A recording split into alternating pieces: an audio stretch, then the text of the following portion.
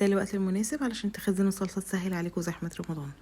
بنقي الطماطم الطرية شوية، وبعد ما اغسلها كويس بشيل الجزء اللي فوق ده، بقسمها نصين واحطها في الحلة. بحب دايما اعمل جزء سادة وجزء احط له بصل وثوم عشان يكون جاهز معي اي طبيخ.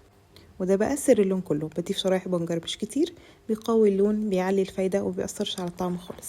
بحط الطماطم على نار هادية تقريبا نص ساعة لحد ما تنزل ميتها، وارفعها من على النار واستناها لما تهدى شوية، وابتدي ان انا اضربها في الخلاط. ممكن تستغنوا عن البنجر بس هو حقيقي ما بيأثرش على الطعم خالص، وممكن تستخدموا الهاند بلندر بس بالنسبة لي الخلاط بينجز اكتر. برجع الطماطم بعد ما ضربتها على نار هادية واسيبها لحد ما تتكثف، وطبعا بغطيها بس بسيب لها فتحة بسيطة. لما البابا تبقى تقلي كده اعرف ان هي خلاص جهزت. قوام تقيل ومركز والبنجر فارق جدا في اللون.